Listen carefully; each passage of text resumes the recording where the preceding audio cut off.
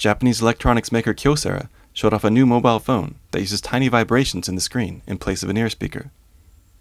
Kyocera says its new Urbano Progresso phone is the first in the world to use tissue conduction technology in such a way.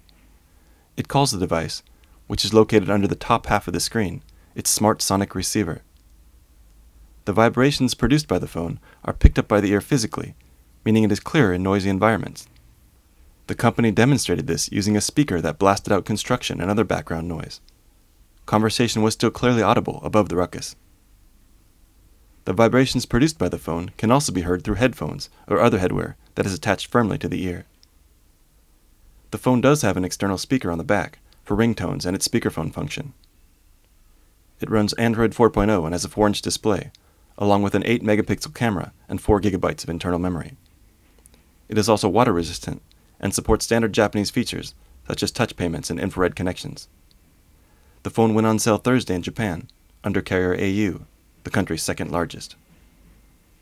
For IDG News Service at the Wireless Japan exhibition in Tokyo, this is Jay Alabaster.